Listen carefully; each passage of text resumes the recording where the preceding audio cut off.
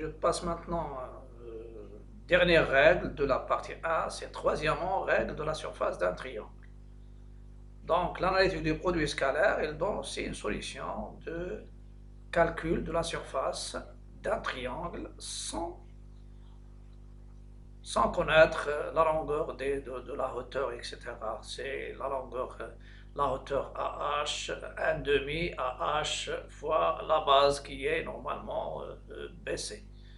C'est-à-dire 1 demi la hauteur fois la base. On peut utiliser une règle très pratique et qui est déjà démontrée, mais je suis intéressé uniquement par les formules. Donc, soit abaisser un triangle dans un repère ou bien dans le repère orthonormé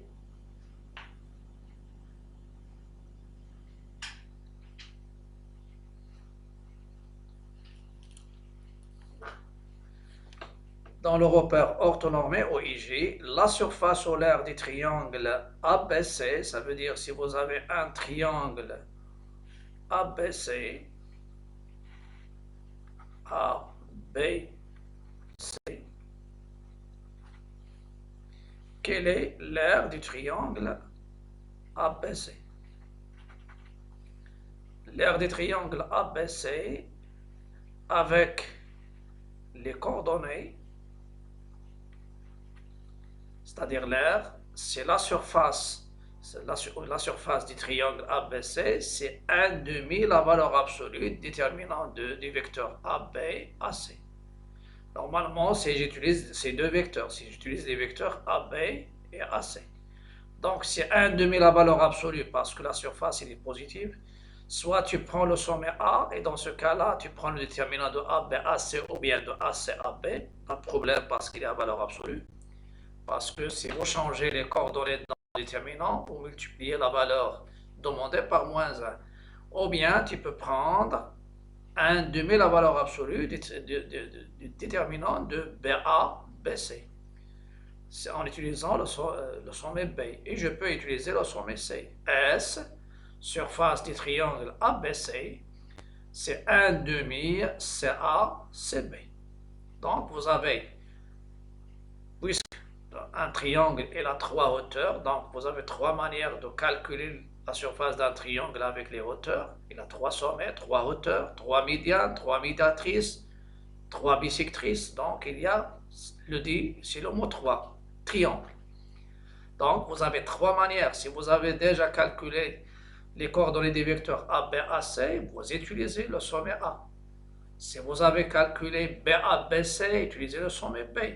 Donc la surface aussi du triangle ABC, c'est aussi 1 demi la valeur absolue du déterminant BA, BC en valeur absolue. Et c'est aussi 1 demi valeur absolue du déterminant des deux vecteurs CA, CACB.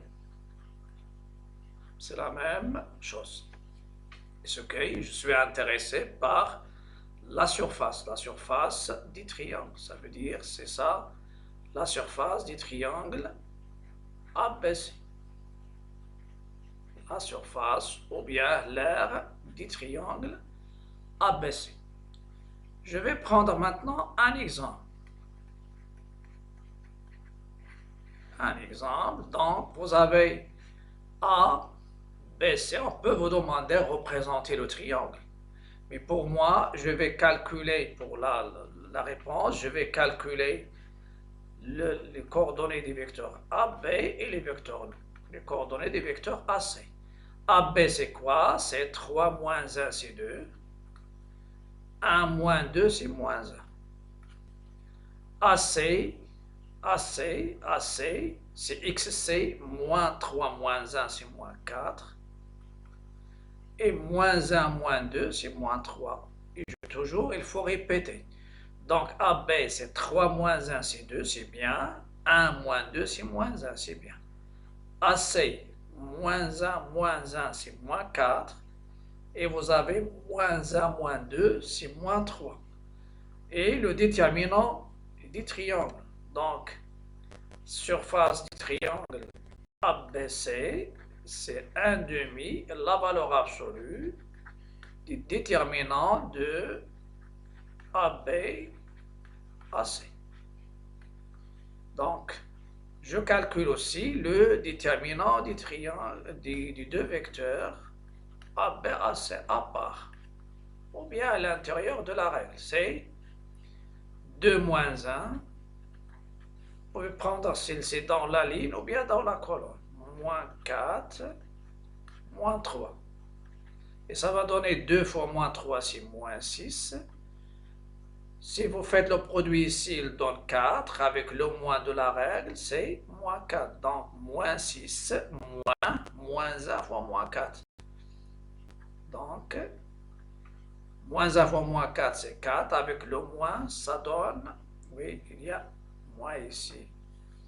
Voilà. Donc, c'est moins 6, moins 4, c'est moins 10.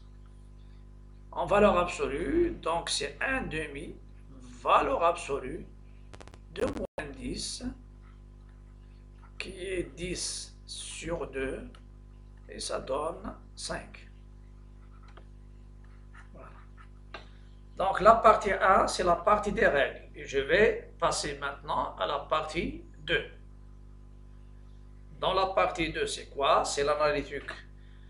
Étude analytique de la droite dans le plan. On a déjà parlé de la droite dans le plan.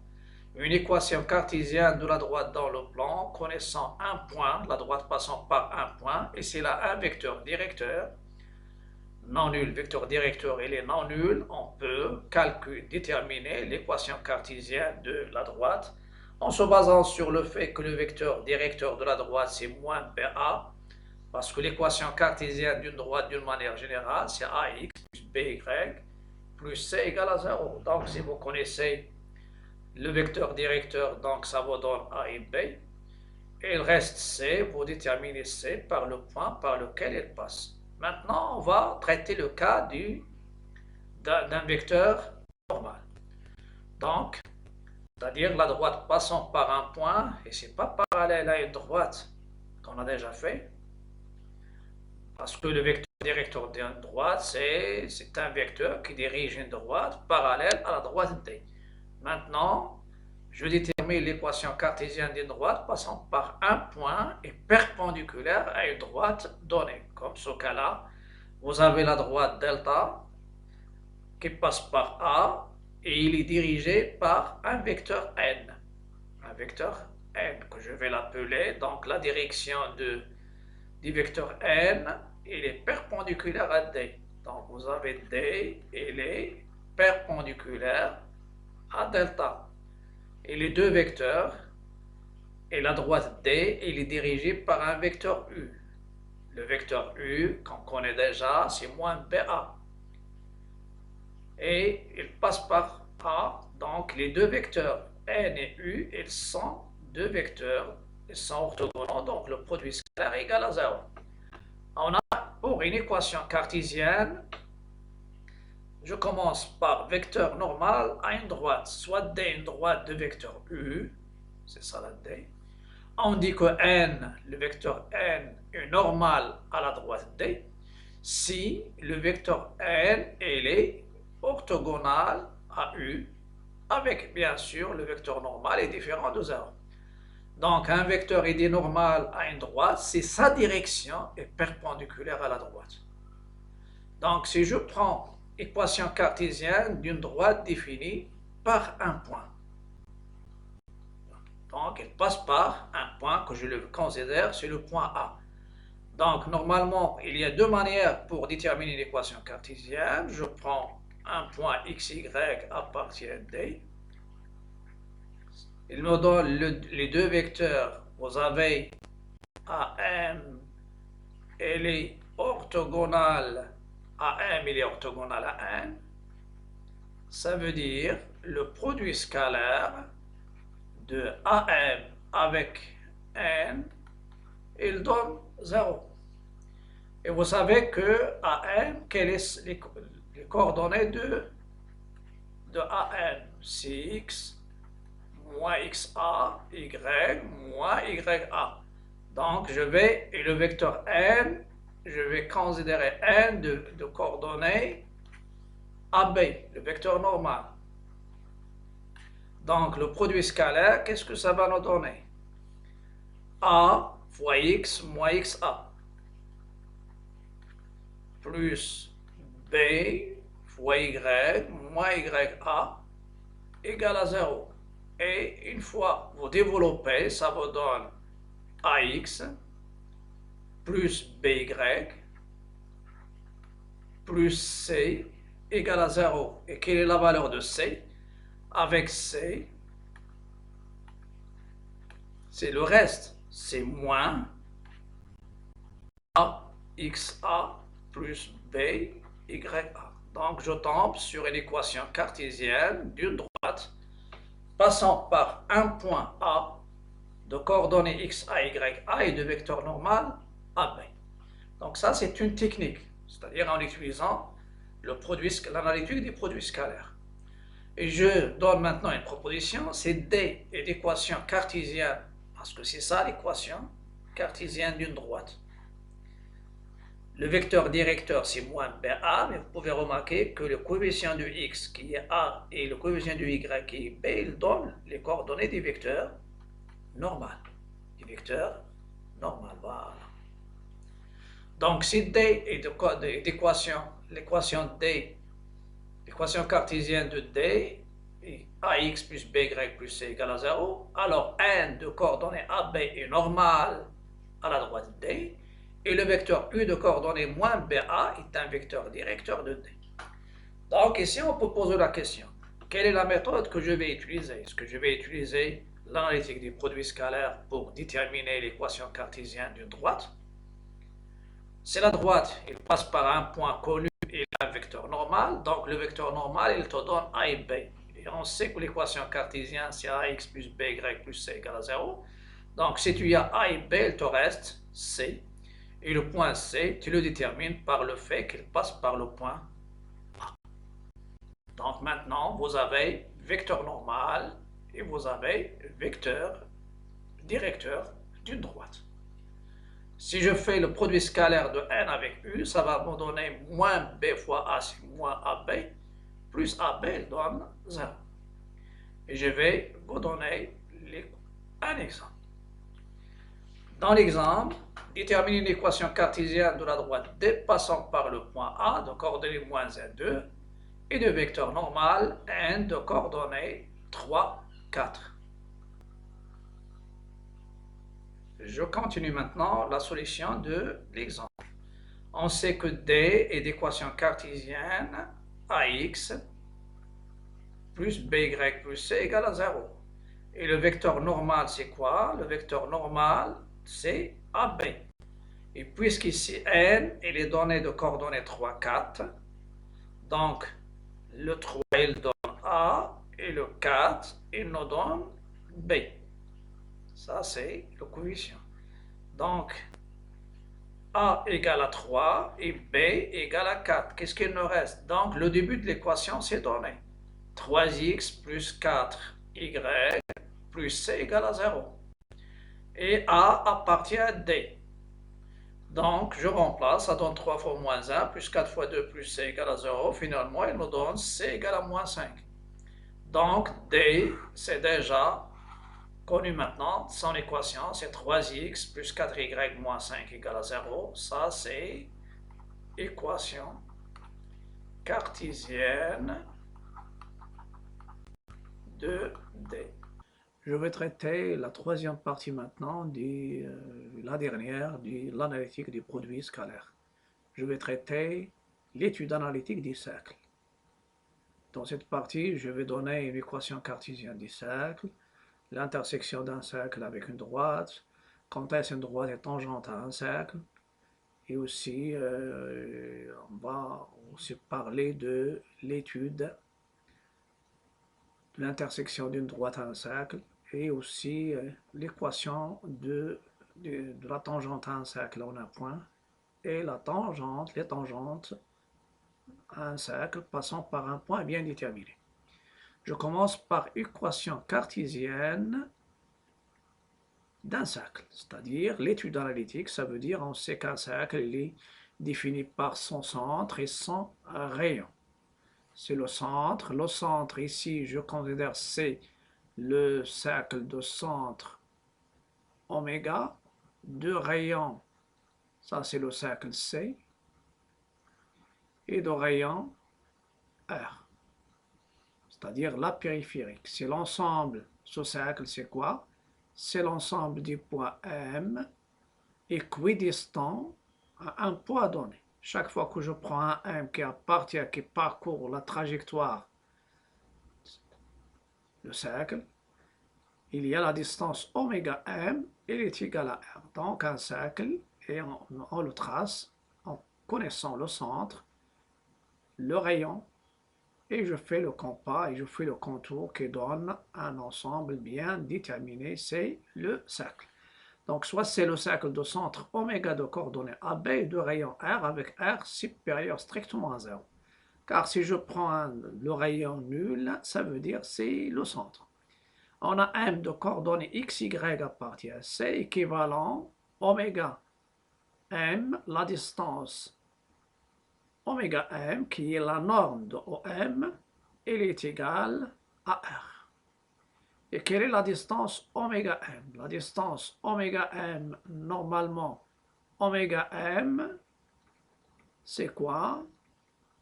C'est la racine carrée de x moins a au carré plus y moins b au carré. Il est égal à R. R positif, je peux élever les deux membres au carré et ça va me donner celle-ci. Ça me donne x moins a au carré plus y moins b au carré égale à R au carré. Ça, c'est une relation qui lie les coordonnées, c'est-à-dire les coordonnées de centre, le rayon, et les coordonnées d'un point qui varie dans le cercle C. C'est-à-dire dans le lieu géométrique, c'est le cercle. Donc C, il devient C de point x moins a au carré plus y moins b au carré égale à R au carré. Cette équation, on l'appelle parfois une équation de cercle. Pour moi, je dis une équation caractéristique du cercle. Pourquoi? Parce que c'est à l'aide de cette équation, on peut en déduire facilement le centre, c'est-à-dire les coordonnées du centre. Donc vous avez x moins a le taux au carré, x, y sont les coordonnées d'un point qui varie, qui décrit le cercle C. Le a et le b sont les coordonnées du centre, du centre bien sûr. Donc, cette équation x moins a au carré plus y moins b au carré égale à r au carré, qui vient bien sûr la traduction de oméga m égale à r, qui est la racine que j'ai déjà indiquée de x moins a au carré plus y moins b au carré. En passant au carré, ça me donne cette équation. Cette équation, elle s'appelle une équation caractéristique du cercle.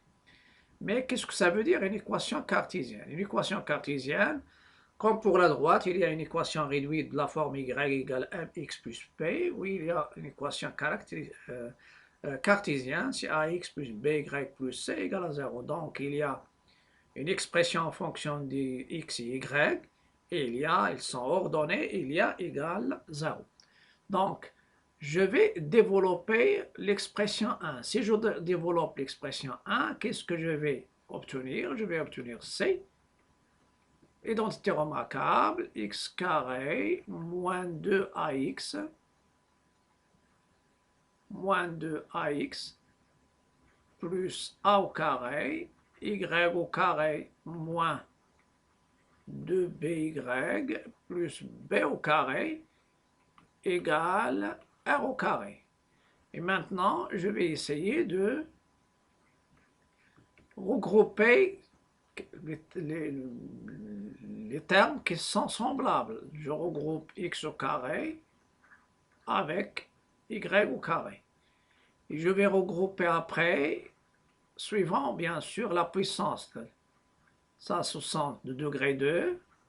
Ça, c'est degré 1, moins 2by.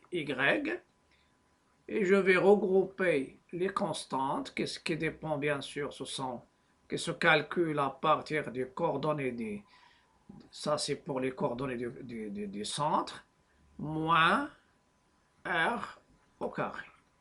Et je vais poser ici, je vais poser celle-ci, je vais la poser, c'est C.